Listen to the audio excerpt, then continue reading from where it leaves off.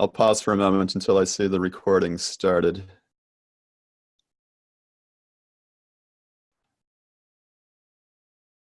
All right. Sounds like we're going. Okay, so I'll share my screen here.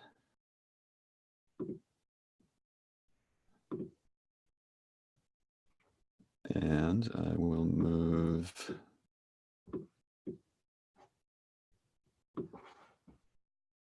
the view of all of us up to a smaller part of my screen. That looks good.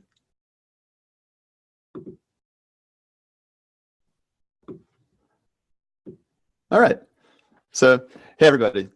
This is what I have in mind to share with you today. This is a presentation called High Performance Teams. It's about some stuff called core protocols, and we'll be talking about psychological safety and group emotional intelligence. And so I'm Richard Kasperowski. It's awesome being here with all of you today. Thanks for inviting me, Sam. I'm a teacher and an author, a team and organization coach. My specialty is agile team building and really high performance team building in general. This is what I've been focusing on. This is what I've been working on for the last 5 or 6 years, pretty much exclusively. I do a lot of work with this stuff called core protocols, which I'm going to share with you in this session right here. I do a lot of work with Agile. I do a lot of work with open space, and I've got all my contact info here. You're all invited to keep in touch with me after this session. You're all invited to ask me questions or ask me for help after the session and during this session. As we do this during the session, I won't be looking at the chat window. So if anybody needs to get my attention, I'll count on Sam and the other Management 3.0 folks to help me make sure I'm paying attention to everybody. I love starting with this question. So I want you to think back to the best team you were ever on in your entire life. And this could be any team you're ever on in your entire life. It could be a work team or a non-work team. It could be your current work team, a previous work team. When I say team, what I actually mean is any group of 2 or more people aligned with the common goal. So any group of 2 or more people, what's the best one of those you've ever had in your life? Maybe a school project team, maybe a sports team, maybe a purpose-driven organization that you're part of, maybe you and your family, you and a significant other. What's the best team, group of 2 or more people you've been on in your entire life? This is sort of a quiet thinking activity for now.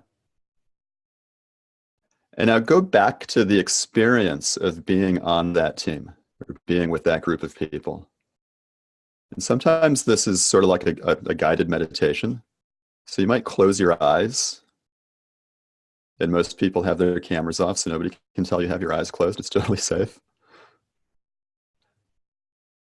Bring yourself back to the experience of being on that team or being with that group of people. What were you doing together? What were your goals? What were the actions you took toward those goals? What were the activities? And what did the experience feel like? What was the feeling of being with that group of people doing that activity? And try to really re-experience the sensation of being with that group. And try to summarize that sensation of the best team of your life in one word. And if you could summarize that sensation in one word, what's your one word? I want to collect these one words. So switch to your web browser for a moment.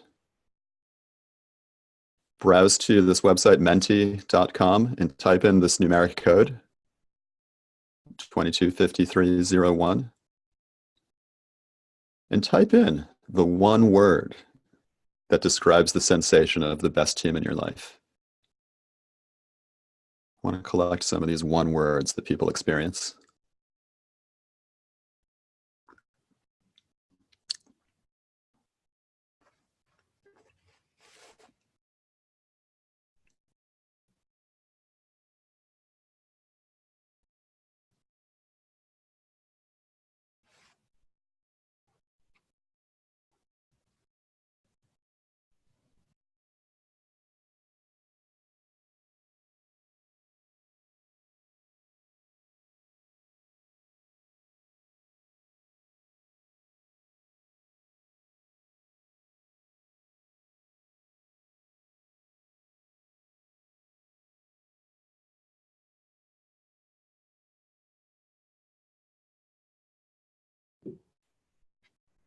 Awesome. So this is actually sort of a histogram. So if more than one person wrote the same thing, it's a little bigger than the rest. So a couple people said commitment, a couple people said fun. There's trust, there's integrated, it feels like family, it feels like we're friends, there's engagement, there's no eggs, no egos. There's no egos. We're helpful with each other. And I ask this question a lot. And everywhere I go, when I ask this question, I get similar sorts of responses. So people say there's understanding, there's togetherness, there's belonging, there's flow. Everybody always says there's fun. Everybody always says there's trust. It's exciting, it's exhilarating. We experience joy as we think back to the best teams of our lives. When we were with those people doing that thing, we experienced joy, trust, fun, all of these things. And we all have an experience like this, some best team, and it was just amazing. When I look back, this is why I'm here today. When I look back at some of my best teams, I realize they happened by accident. There are some things we did on purpose, but we really didn't know what we were doing to get into that state. We got lucky. And a lot of the work I've been doing for the last 5 to 10 years has been about not just getting lucky, but getting into that state again on purpose, that best team of your life on purpose. And so that's what this is about today. How to do that again on purpose. And to do that again on purpose, we'll take a look at some of the research, some of the science and research on high-performing teams, and we'll look at the behaviors of high-performing teams in a way that you can take these behaviors, practice them a little bit, and bring them back to your current team, any group that you care about right now that you want to be the best of your life. We'll get started with the science and research on high-performing teams. I usually start this story talking about, well, a story that many people have heard about. It's the Google Project Aristotle story. During the last 6 decades, there have been hundreds of studies published in research journals on teams and team performance. And in that 6 decades, people have identified as many as 250 different things, different characteristics of teams that correlate to high performance. That's nice, but that's a lot of things to try to figure out what you should do on your team to make your team better or to make your team the best. So at Google, starting back around the year 2012, they hired some really smart people who could conduct research like that, and they reproduced a lot of that research. They measured teams on these various characteristics, and they measured teams on performance, trying to see if they could figure out which characteristics led to higher performance in teams at Google. As they did this work, and they collected enough data to be able to draw conclusions, what they found was that at Google, this thing called psychological safety was the one thing that correlated most strongly to high performance in teams. And these were a combination of both technical teams and non-technical teams. So this cut across different types of work. Teams that measured high on psychological safety measured high on performance. Psychological safety is this feeling that we're safe when we're together. It's sort of like a feeling in your head more than something about your body. This isn't physical safety, this is beyond physical safety. This is the sense that when we're together, it's okay to take risks, that nobody gets hurt psychologically for taking risks. Nobody gets punished if they try something new and make a mistake. Nobody gets punished in the future if they admit they don't know something and they ask for help on that thing. Nothing gets held against them in their next job review. Nothing gets held against them in the future. Nothing holds back their career. And what they found at Google and what they find in all industries, and this cuts across pretty much every continent. This research in psychological safety has been reproduced pretty much everywhere in the world in many, many different industries. On teams that measure high in psychological safety, they always measure high in performance. What it really is that these teams know how to learn, and it's safe for them to learn. It's okay not to know things. It's okay to try out a new role. It's okay to make mistakes while you're learning that new role. And that on teams that measure high in psych safety and orgs that measure high in psych safety, people stay in those teams longer than in other teams. People stay in those organizations longer than in other organizations. And this is all related to they learn more, they retain that knowledge, and they end up performing higher than other teams and other organizations. Now, an interesting part of this research is it's the way the science is done is they find correlation. They say, like, if you measure this, psych safety, then you're also going to measure that. There's strong correlation. This is probably going to happen no matter where you measure psych safety. You're probably going to measure high performance. And they kind of leave it at that. And when this happens in a work environment, they're kind of like, okay, go back to your desks, go back with your team, and do more psychological safety together. And nobody really knows how to do more psychological safety together. It's not a thing you do. It's kind of an outcome of many other different behaviors. So this is kind of where the science ends. Another view of the science, and I happen to live in Boston in the United States, and there are a lot of dentists around my house where I live. I went to see a new dentist. I told her about my work, and she went back to her office, and she got this magazine about dental work, and an article in the magazine was about psychological safety, right? So this cuts across all industries, all different kinds of work. I shared this Google story with Stephen Wolf. He's the co-author of this article on team emotional intelligence that was in Harvard Business Review a while back.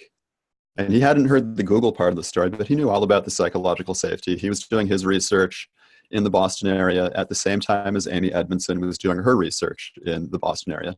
Amy Edmondson's research was the psychological safety. And for Steve and Vanessa, their research was on team emotional intelligence. So Steve told me that, yep, psychological safety, that correlates to high performance. The science is solid. And there's more to it than that. Psychological safety is a component of a broader thing called team emotional intelligence. So team emotional intelligence is this idea that as a team, we understand our current emotional state, and we can behave accordingly. We don't misbehave if we're angry about something. We don't break down in tears together. We don't fall apart. We also don't like just express joy all the time for no particular reason. We guide our behavior appropriately no matter how we're feeling. We take care of each other if somebody on the team isn't feeling well, for example. And outside of the team, we can gauge the emotional state of other teams. And we can understand sort of the environment of the organization as a whole. We can use that understanding to influence the behavior of other teams and to influence what's happening throughout the organization. So this is what emotional intelligence is about. It's about knowing yourself and being able to guide your behavior appropriately. And it's about knowing what's happening outside of your team and being able to influence their behavior appropriately so that you and them get your needs met. Turns out that teams that measure high on team emotional intelligence, well, they also measure high on things like organizational knowledge. They measure high on things like social capital, investing in relationships with other people and other groups. And they measure high in executive support. And then it's sort of obvious why teams that measure high on emotional intelligence are successful. They have executive support. So the executives get all of the obstacles out of their way. They give them all the resources they need. And then, of course, they're high performing. And just like the other science, well, the teams that measure high on team emotional intelligence, they also measure high on performance. And that's kind of where the science stops. There's a correlation. And some consultants and coaches are kind of like, okay, go back to your desks and do more emotional intelligence together. And again, it's not really a thing you can do. It's an outcome of other behaviors. And so I discovered this other body of work. It's called the Core Protocols. This is the work of two people. Their names are Jim McCarthy and Michelle McCarthy. Their approach to teams and team performance was different from the academic approach. They had a really great experience. They had some really amazing teams that they worked with once. And they were hoping they could do it again. They kind of had the same experience where it was sort of an accident. And they hoped to be able to reproduce that great team experience again on purpose. So they opened up a little research lab. And in their lab, basically what they did was they watched teams at work. And they watched enough teams at work, and they noticed which teams were successful. They watched enough successful teams to be able to notice that successful teams share certain behaviors or share certain patterns of behavior. they wrote down those behaviors in sort of a pattern language. They called their pattern language protocols, because protocols are ways to describe behavior in people. Sort of like if you think of medical protocols, things that healthcare professionals do. They follow protocols, or diplomatic protocols. People follow protocols to make sure that their goals are met and that there are no misunderstandings. So these are protocols learned by watching high-performing teams. And then they wrote them down in a way. The McCarthys wrote down these protocols in a pattern language so that other teams could learn these behavior patterns. And every time they taught these behavior patterns to teams, those teams were successful. They repeated this work outside of the lab. They repeated the work in industry with real teams at work. In other people, lots of other people have reproduced this in real teams at work. This hasn't been published. The McCarthys published this in their books. This hasn't been published in academic journals because the McCarthys didn't really care about that. They didn't need to get published to keep tenure, for example. I've done some of, I've been working with Steve Wolf, the team emotional intelligence researcher, on connecting the core protocols to the scientific research. And so far, well, we don't have enough data to call it real science yet, but we have enough case study to be pretty sure that teams that practice core protocols, they increase their team emotional intelligence, they increase their psychological safety, and they increase their performance. And so, well, here's another view of that. If you want a high-performance team, or if you want high-performing teams, you definitely want psychological safety. The science is really solid. It's more than 20 years old. It's been reproduced everywhere. And psychological safety is a subset of team emotional intelligence. If you want a high-performance team, you want team emotional intelligence in your teams. The science is really solid on this. And if you want a way to induce team EI, if you want a way to induce psychological safety, this body of practice called the core protocols is one way to do that. And so we'll take a look at these now, we'll at least introduce some of these ideas as activities that you can try out either right now or right after this webinar with your friends or with your coworkers. So into the practical skills.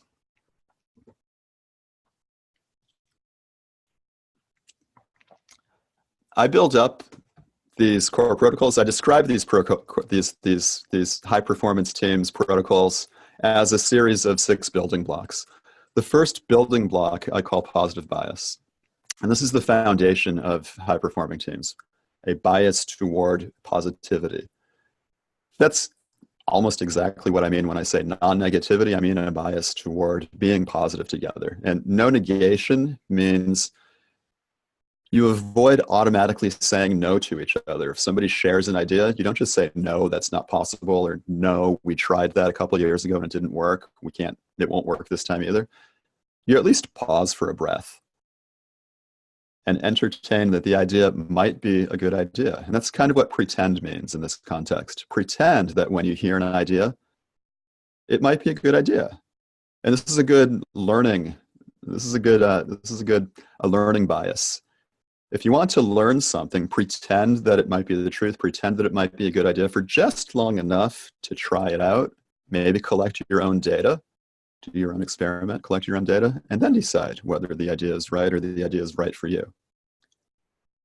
As an activity to do this, we're kind of in webinar mode, so we won't actually do these activities.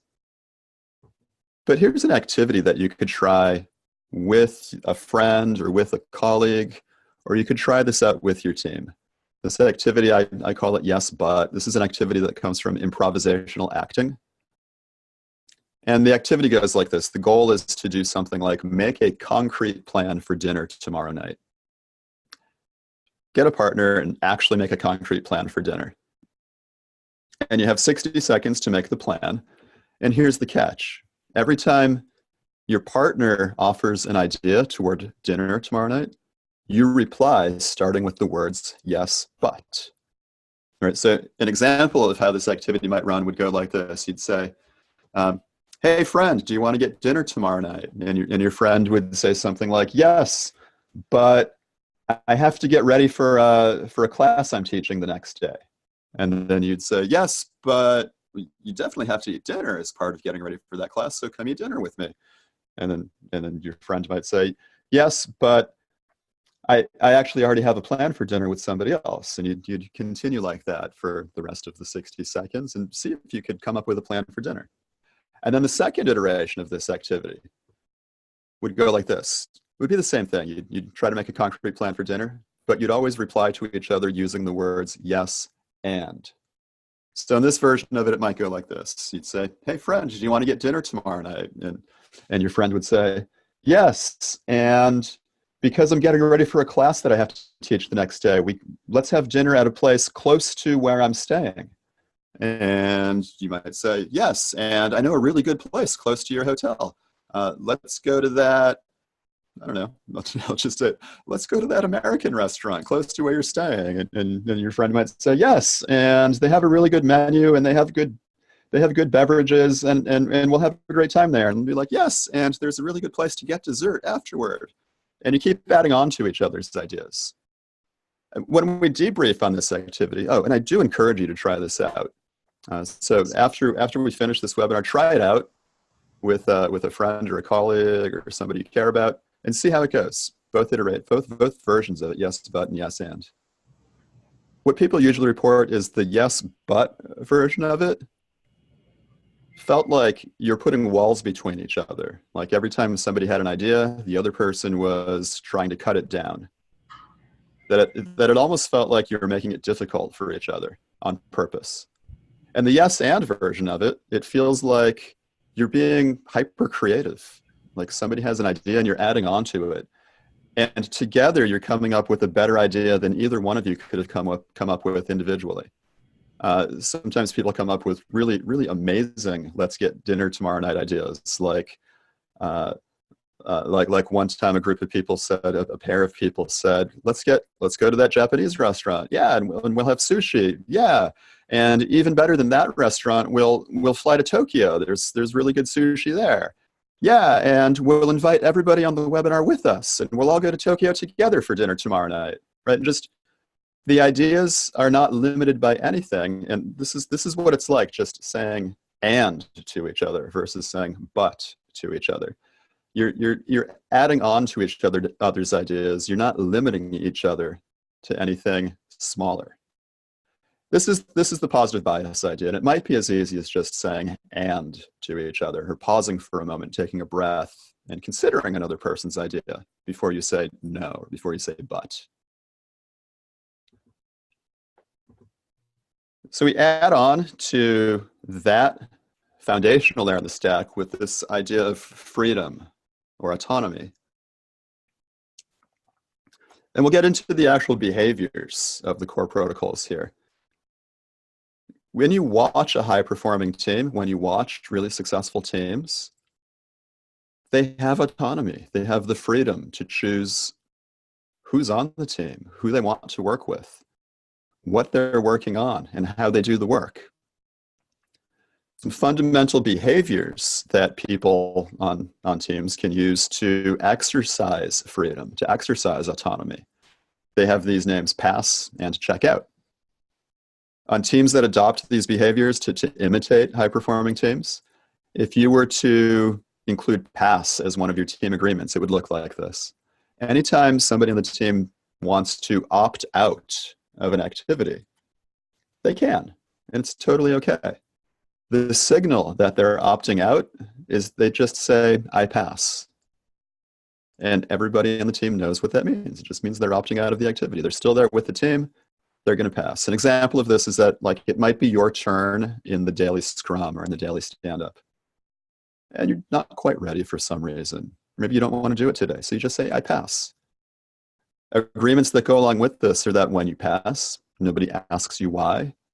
Nobody tries to coerce you into doing the activity anyway. Nobody talks about you afterward for having passed.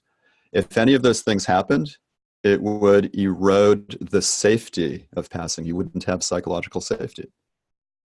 So passing is totally safe. And if you wanted to do the activity later, you just say unpass and you do it. Checkout is a lot like pass. Checkout is when you need to opt out a little bit more extremely, when you need to opt out by leaving the team temporarily. And you can do that for any reason. Like you don't feel well, you don't feel well psychologically, you don't feel well physically, something doesn't seem right. You just need to leave the space. Maybe you have to make a phone call. Maybe your spouse messaged you and you want to respond to them. For any reason at all, you can check out of the team.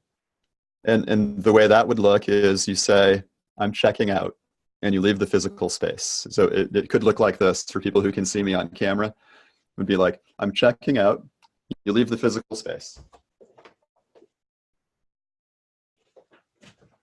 Then you come back in when you want to check back in.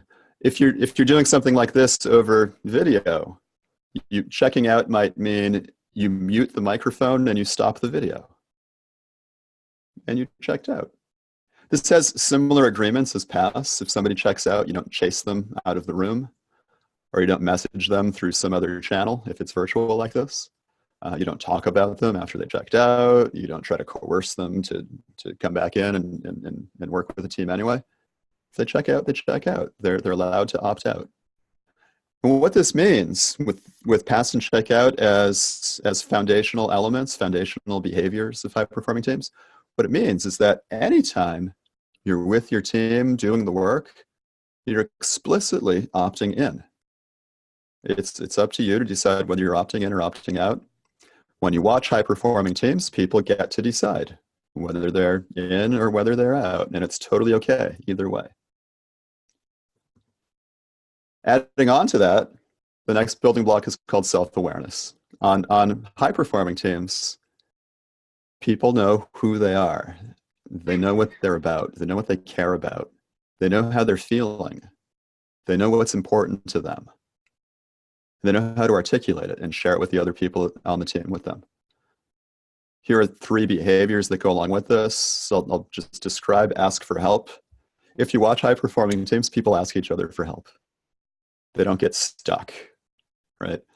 On lower performing teams, people get stuck. They're afraid to ask for help. It's not safe to ask for help. So they get stuck, and the team as a whole goes more slowly because of that. On high performing teams, people ask each other for help. And they usually deliver that help that's requested. Oh, they don't have to because there's freedom. You're not obligated to give help just because somebody asked, but they usually do help each other. Or they offer some other kind of help that might be more helpful. It might teach the requester some other skill that they ought to have learned. So ask for help is one of these self-awareness activities because you have to know what you want help with to be able to ask for it. And we'll transition from this to another one of these thinking activities. How do you feel right now? Fill in the blank with any word or words for yourself. We'll do this silently. Maybe you have a notebook with you. Write down this sentence and finish the sentence. I feel blank. How do you feel right now?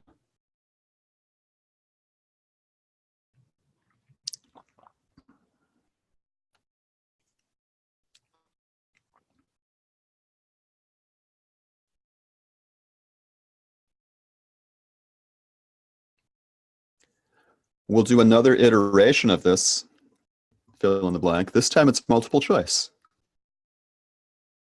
How do you feel right now?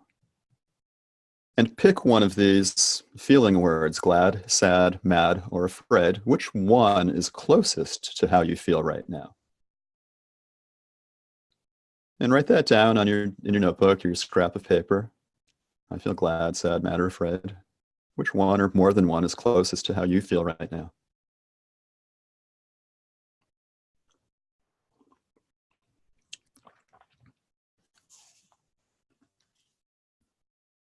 And let's collect the emotional state of the group. Let's just sort of get a gauge for how we're all feeling together. In your web browser, go back and share with us how you're feeling.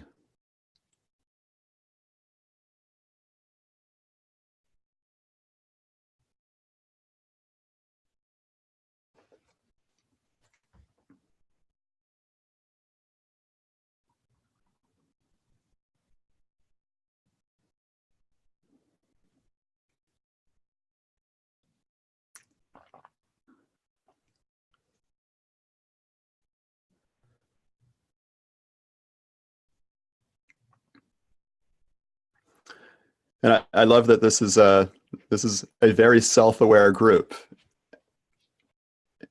And even that some people are reporting they feel afraid, they're not afraid to share that they're feeling afraid. This is great. We've got people reporting that they feel feelings across the spectrum of human emotion. So we have a fully human group with us.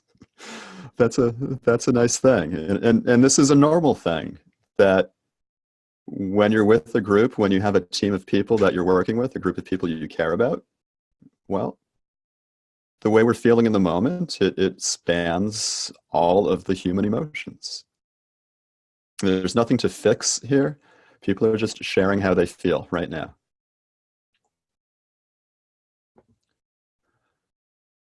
The behavior for this, another behavior for this is called the check-in protocol. And teams usually do this with each other, whether it's two people or more.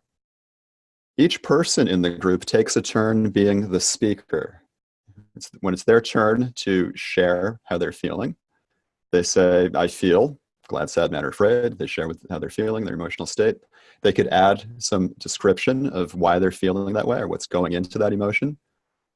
They can repeat steps 1 and 2 as many times as they want. Oh, there's freedom built into this. So they could just do step 3. They could say, I pass. And when they're done, they signal that they're done by saying, I'm in. And then everybody else in the group says, welcome. So here's an example. We'll make believe it's my turn. And I'll say, I feel glad. I'm super glad that we have this group together and we get to share some of this core protocols and high performance teams stuff with this very diverse group of people spread around different parts of the world. I'm glad that I took care of myself this morning. I took a nice walk with my wife. We walked to our nearby yoga studio. We practiced yoga for 75 minutes. We walked back home. We bought some bread from the bakery and I ate some of the bread on the walk home. I'm glad I'm actually traveling to Europe tonight to go to a conference, teach a class. I'm sad because I'll be away from my family again for the week, and I'm going to miss them. I think I missed them already. And I usually go through the list. Am I mad about anything? I'm not mad about. Am I mad about anything? Yeah, I'm mad that on the airline that I chose, they wouldn't let me select a good seat ahead of time. So I got whatever seat was left when I checked in. And afraid my adult son's going to be traveling. I want to make sure he takes care of himself while he's traveling. I'm afraid, just sort of a parent thing. I'm afraid something might happen. And then I get to step 4. I'm in. Well, let's see, I'll know that I'm done. And then everybody who's listening, you say welcome. I'm listening for a welcome.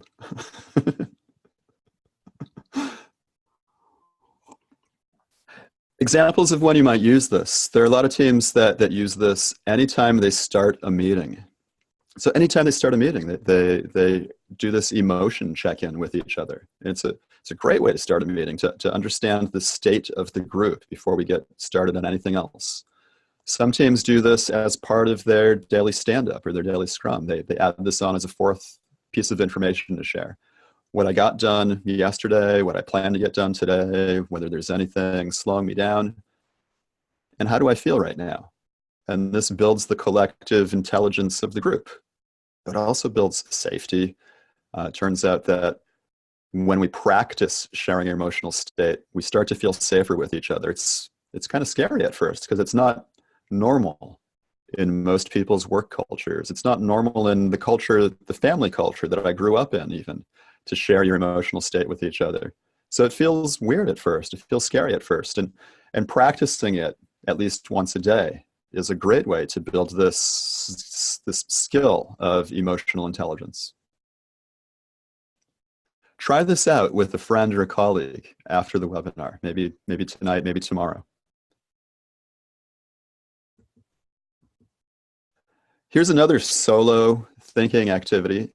Fill in the blank. Write down this sentence in your notebook or on a scrap of paper. I want blank.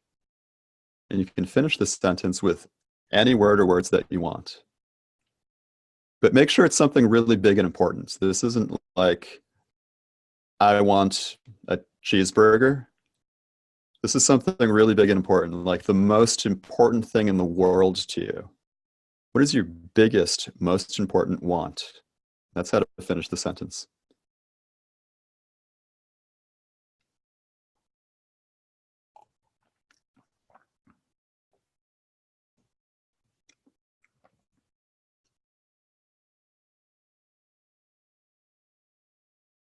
And I'll make believe everybody knows what they want. The next step here is to think about why you don't have that thing that you want. If you filled in the blank on I want blank the right way, it's something really big, something really important, and it's something you don't have. It's something you want. So why don't you have that big important thing, that most important thing in the world? What's preventing you from having it? What's blocking you? Answer that question for yourself.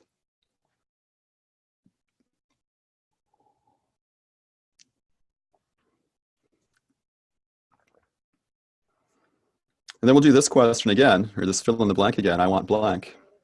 This time it's multiple choice. Here's the list of choices: self-awareness, integrity, courage, passion, peace, presence, self-care, fun, wisdom, or health. Choose one of those and imagine that if you practiced that skill, whichever one of these skills you choose, if you practice that skill so much that you became an expert at it, it would eliminate everything that's blocking you and you would get everything that you want, all those important things. Sort of like if you became a ninth degree black belt in one of these virtue words. It would cut through everything that's blocking you and get you everything you want. So pick one of these. And if you're not sure which one to pick, try self-awareness. That has the star next to it. It's the default answer. We'll call that your personal alignment. You'll hold on to this for a while. And think of a way to practice it every day. How would you practice self-awareness every day? How would you practice presence every day? One way to build a practice of it is to keep a diary, keep a journal. And in your journal, every day, write down 3 examples of when you practiced your personal alignment, 3 examples of when you practiced integrity, 3 examples of when you practiced wisdom, 3 examples of having fun that day. That's one way to practice your personal alignment. You can do anything you want as practicing it. There's one way. Keep a journal. Okay, and the idea here is if you watch high-performing teams, if you spend time with high-performing teams, the people on the team, the individuals on the team, know what they want. They know what's really important to them. And they align their behaviors toward whatever it is that's most important to them. And in fact, when they align their behaviors toward what's most important to them, it becomes easier. It's sort of like the universe aligns itself around you and what's important to you, and you start to notice opportunities to get more of what you want and to eliminate whatever's blocking you. So we'll hold on to this and we'll take this into, I wanted to hear from you. What's your personal alignment? Which one of these virtues did you choose for yourself? I want blank. What was your personal alignment?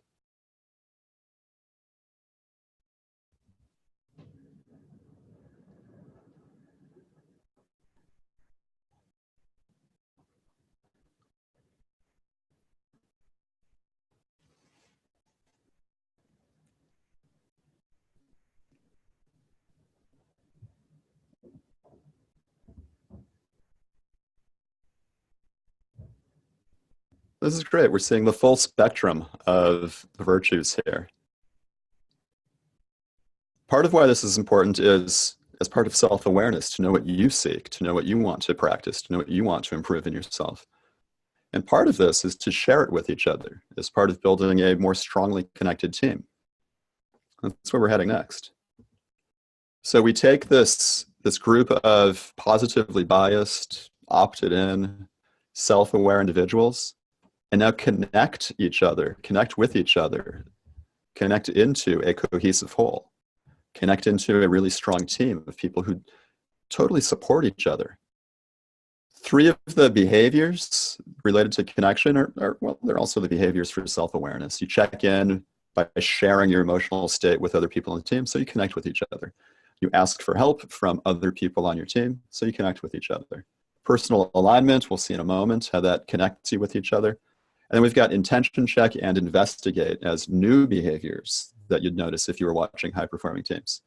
Intention check is kind of like positive bias. It's about assuming positive regard for your teammates. Intention check is a behavior that you'll see when somebody on your team does something that you don't understand. You don't understand why they did it. Maybe you think they did it for a negative reason. Maybe they wrote some code and it was obvious that they didn't run the tests and the build broke. And you want to know more about that. Maybe they said something to a teammate or they said something to you and it really bothered you. And you want to know, well, you're going to assume that they didn't do it for a negative purpose, but you want to know more. So intention check is like this. It's about keeping an open mind when somebody does something you don't understand or that bothers you, and about asking them to tell you more about it. You could ask, here are two simple questions you could ask. One would be like, hey, when you committed that code, what was your intention? Or, hey, when you said what you said about me, what were you hoping the outcome would be? And questions like that can help you connect with each other better and understand what was going on in the other person's mind, in their psyche, as they were doing that thing or saying that thing. Investigate is like that, but more open-ended. Investigate is about broadly being curious.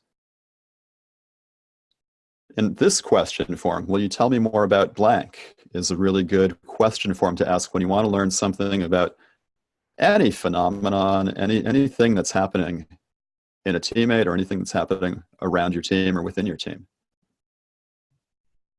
So investigate is just about asking questions, asking open questions. Here are examples of questions you might ask if you were trying to learn more, if you're being curious about something. When we do this as a class and we're building a stronger, more cohesive team, we investigate each other about your personal alignment, that thing that is the most important thing in the world to you. And we try to learn more about each other's most important thing, their personal alignment, with questions like, what's your personal alignment? Or what's the most important thing in the world to you? Or what does blank mean to you? What does courage mean to you? What does integrity mean to you? Or what's blocking you from that most important thing? Or what will you do to practice your personal alignment? Or how could I observe that you're practicing your personal alignment? And these last two questions are drawn from the practice of clean language. Is there anything else about blank? And what would you like to have happen? Right, so here's some example questions. The important thing is that you ask open questions. You don't ask a question that guides somebody down a predetermined path. You avoid yes or no questions. You avoid questions that cause people to feel defensive. You ask questions because you're curious. You want to learn more. We do this as an activity when we're doing this in the classroom. And I encourage you to try this with somebody you care about after this webinar, maybe tonight, maybe tomorrow. Try this out with a colleague. Investigate them. Encourage them to investigate you. See what it's like to just ask questions and not push help on anybody, not tell anybody anything about yourself. Just ask them questions about them. And it turns out that when that happens, people start to feel really connected with each other. These activities that I've described, I really encourage you to try them out with a friend or a colleague. When we repeat this series of activities together, a really interesting thing happens. This always happens to me every time I do this with a group of people. I start to feel a sensation If you can see me on camera, right around here in my body, sort of around my diaphragm area. And the sensation, when I feel that sensation, the word that I use to describe it is love. I start to feel really strongly connected to the people that I'm with when we've practiced some positive bias, when we've shared our emotional state with each other, when we've discovered what's the most important thing for us, and when we've asked each other about it and not told anybody what to do or told them they're wrong. If love is a word that's a little weird for your workplace or for your group of people, then you can try friendship as an alternate word.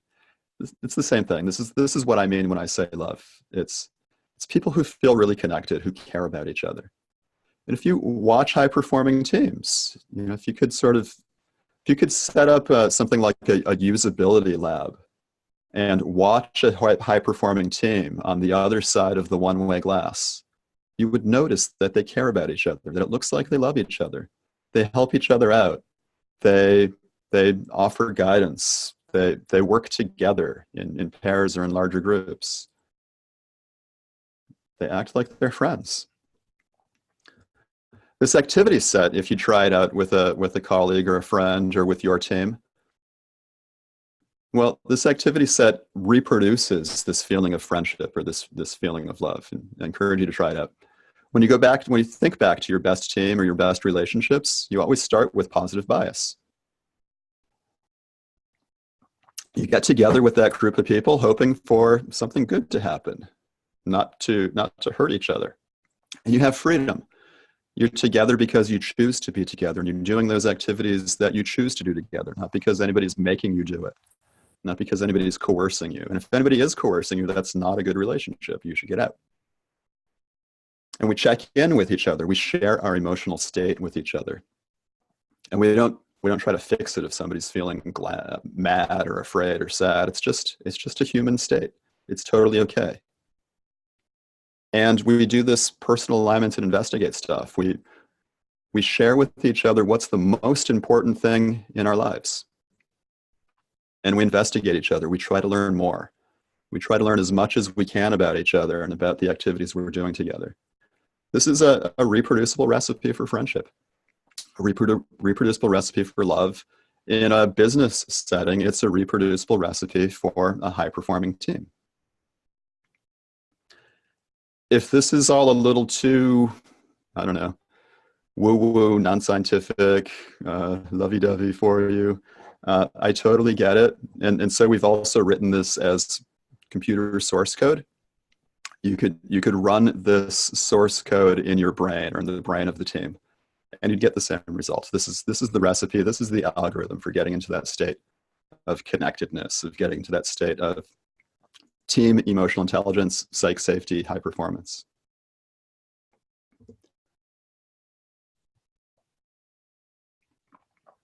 So that gets us connection. That gets us a team that acts as one, a team that acts as a unit, a team that can do anything. And then, of course, in a work setting, you want that team to do something. When you watch high-performing teams, they have additional traits. And we have protocols that describe those behavior patterns.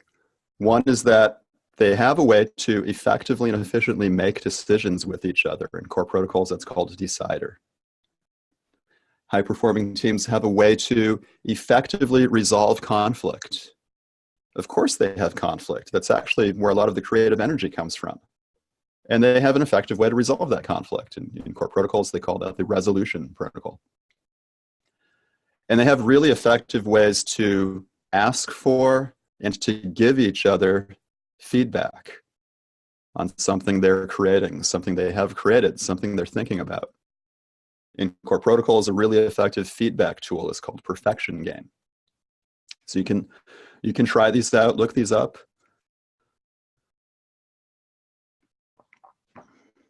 Practice them with your colleagues and see how it goes for you. And then the final thing that you notice on high-performing teams is that they have a way to tell each other when they're breaking their team agreements, when they said they would do something, but they're not doing it. In core protocols, this is called protocol check. The important thing to keep in mind is that it's totally safe to tell your teammates and for them to tell you that something's not right, that we're not doing what we said we would be doing together, and let's get back on track. So that's protocol check, that's error handling. That's the entire stack of high-performance team building blocks. I want to pause for a moment and have you consider what you might do. Could you take some of these tools into your team? Could you take some of these tools to a group of friends or to your family?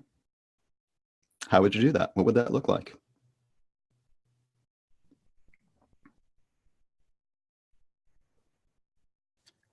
And I want to ask you, what's your key takeaway from all of this? I've got a few answers for what your key takeaway might be, including it might be something else. And if it is something else, I'd love to hear what you're thinking. So what's your key takeaway?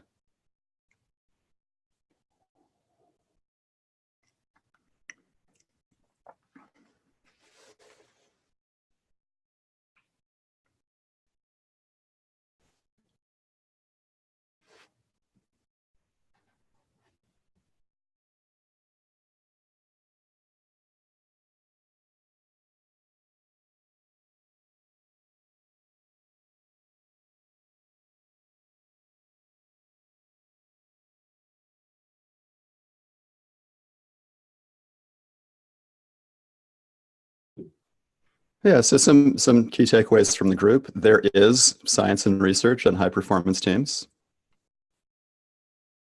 Team emotional intelligence is related to psychological safety. Core protocols are a specific set of behaviors you could use to raise team EI and to raise safety. Friendship is totally congruent with high performance. In fact, it's exactly what it looks like.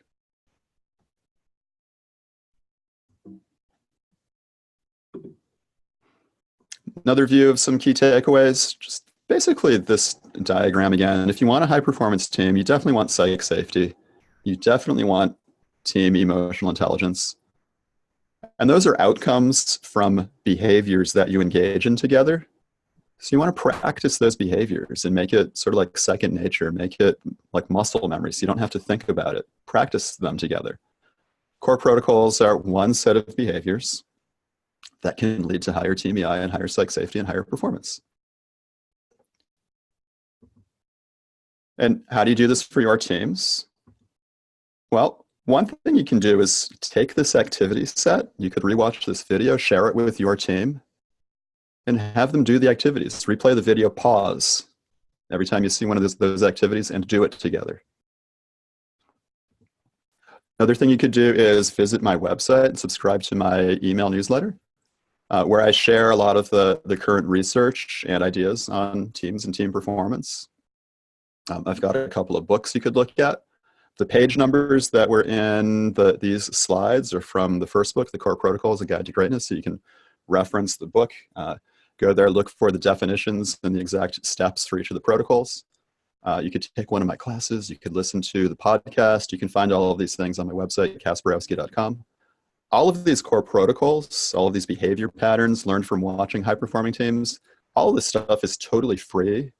You can visit this website, thecoreprotocols.org, and get all of the stuff for free. I'm running lots of classes on this. Later on this week, I'll be in Serbia if anybody wants to join me there at the Coding Serbia conference. I'm doing some classes here in the United States coming up later this month, and in Hartford, a class in Boston, this high-performance team building class. And I'm teaching my course at Harvard this summer. This is my course on Agile software development, which includes these behavior patterns for high-performance teams, because these are the foundations of anything else you want to do. So you could come take one of these classes, or you can invite me to wherever you are. I'd love to share this with your group. This was one of those behavior patterns for high-performing teams, asking for feedback and a good way to give the feedback to each other. So this is called Perfection Game. Will you play Perfection Game with me on this webinar that we're just wrapping up? The way to do it is to go back to your web browser again and play a perfection game for me. The way you play a perfection game is to give this webinar a score from 1 to 10 based on how much value you think your feedback could add. That's step 1. Step 2 is to tell me what you liked about this webinar experience. And step 3 is to tell me what else I could do differently to make it a perfect 10. So I'll pause for a moment and let you do that. I'll wait for at least one person to respond.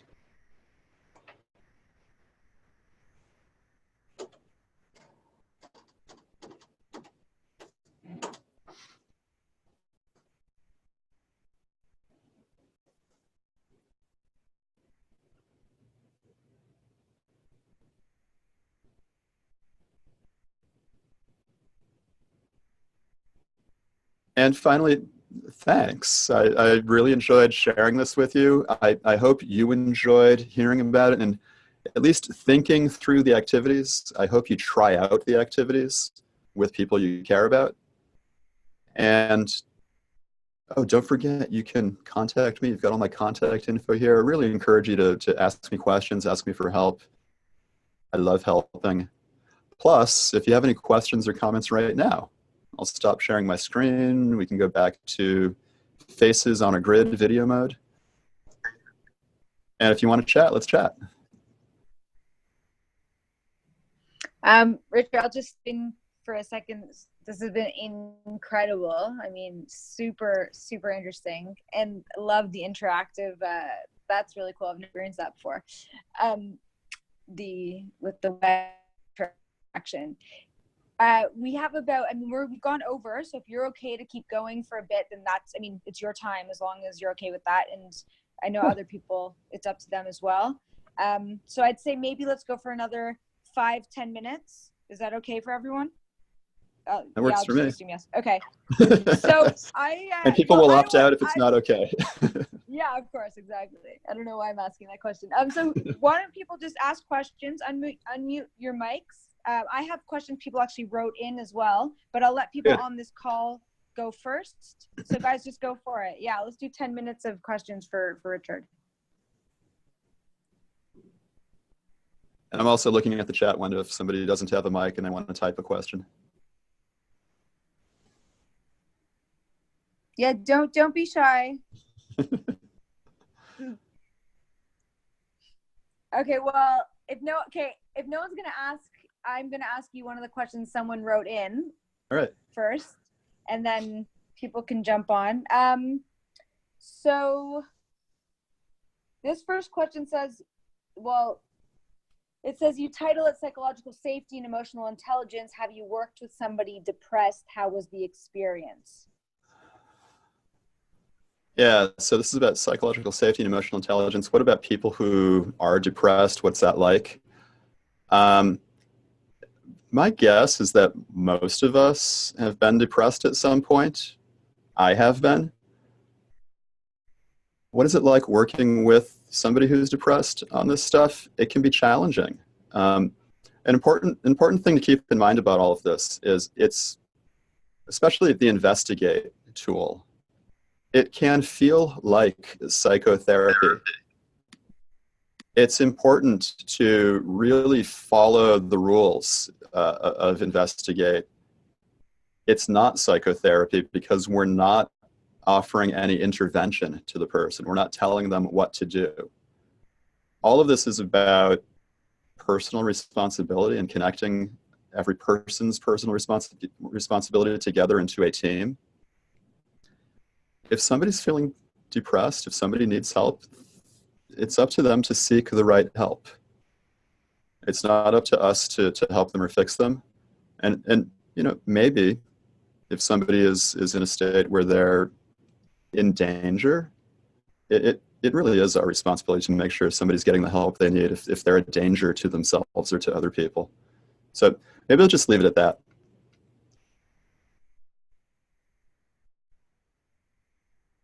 Oh, that's a good answer.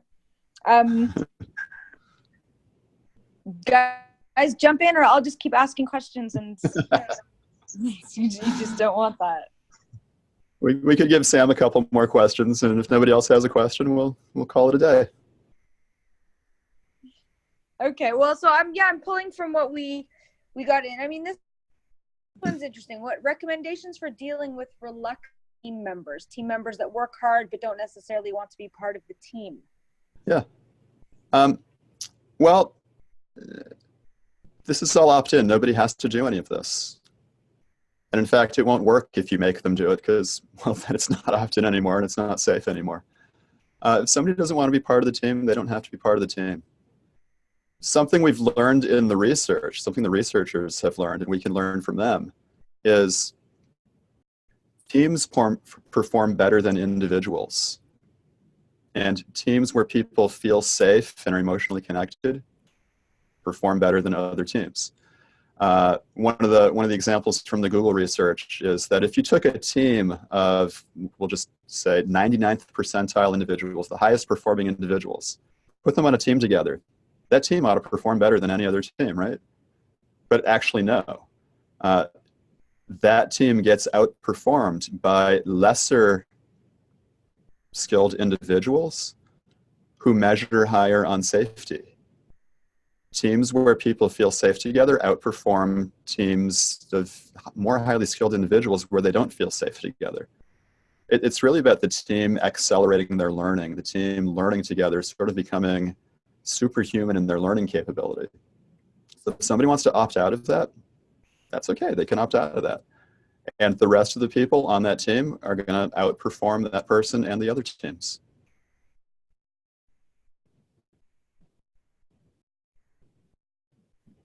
Yeah, no, it makes sense. I guess you can't.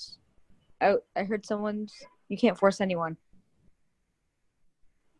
Yeah. Yep. Hi, Hey. Tony here.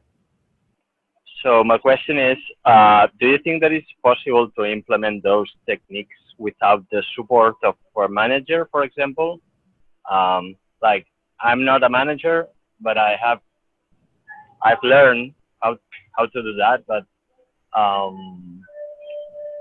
usually it's more difficult to implement from down to up. Huh? Yeah, Tony, will you repeat the first part of your question again? I missed a couple of words. I'm sorry. No worries. My microphone is very bad. So the thing is, and I'm in a train station, so okay. There's a lot of sounds here. The thing is, if I'm not in a manager position, is there a way or how it would be more difficult to implement those techniques without being like? Yeah, I think I'm getting the question. If you're not a manager, what about this? And would it be difficult to introduce this into your team or your organization? You can try this out with your teammates. You can do this in your team. Your managers probably don't care what you're doing as long as you're doing well. And if you're doing better than well, they'll probably be really happy with it. When I introduce this into organizations, however, I usually start with the leaders because teams are constrained by the performance of the leaders. If the leaders say it's okay to share emotional state with each other, then it is. If the leaders say it's okay to opt out of things, then it is. If the leaders model these behaviors, then it's definitely okay. So in my best engagements with my favorite clients, we start with the leaders. They do a half a day or a day of training and practice on these behaviors. And they become a high-performing team together. Once they do that, everybody else in the organization has permission to do it as well. So I'd say it's most effective when leaders are in on this. And even if they're not, you can do this with your team and see how far you can get with it. You'll get pretty far on your team. Thank you. You're welcome.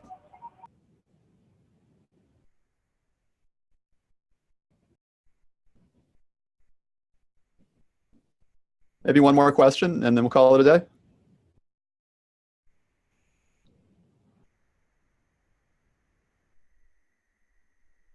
In fact, Sam just left. So I'd say if there are no more questions of the people attending this call, no, she's back. Sam, do you have another question, a closing question?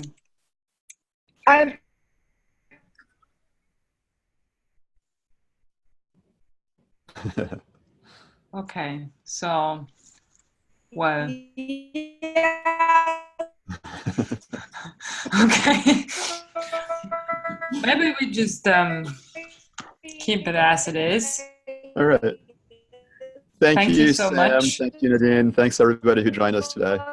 And thanks anybody who's for watching having this me video in the here. It future. was great. So. Okay, last question. Yes. Okay. Last question. How to help the team stay awake? How to help the team stay awake? A good closing question. Good closing question, for sure. How do you help the team stay awake? Richard. It was really such a pleasure. Super. That's the closing question. All right, closing question. How do you keep the team awake? I'm adding on some protocols. One of the protocols is called Do Food. And I borrow this one from Willem Larson. He created this as part of his language acquisition accelerated learning practice. It's really be humane. Treat each other like humans. Treat yourself like a human. How do you stay awake when you're with your team? Well, you get adequate sleep before you reach your team.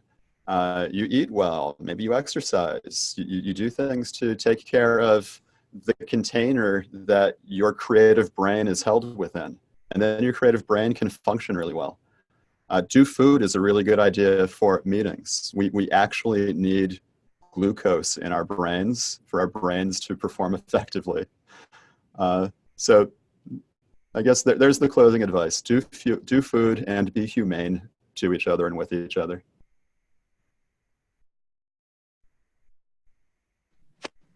That's like really practical, sound, and very good advice. A great way to end this excellent seminar. Well, really, Richard, thank you so much. Do people know where to find you? Did you say websites and best ways to get in touch for people who are watching this? Yeah, it was on the opening closing slides. Visit my website, kasperowski.com. There's a contact me link there. And you can find me through any of the email or the phone number that I put on those slides. And really fabulous. And for everyone joining now, you guys can also sign up to our June seminar. The registration's already there. So go ahead. Don't miss out on next month. And Richard, really one of our highest turnouts. So congrats on that. I'm so glad everybody joined us. Thanks, everybody. Thank you everyone for watching. All right. Have a good day, evening, wherever you are in the world. Bye. Bye, everyone. Bye.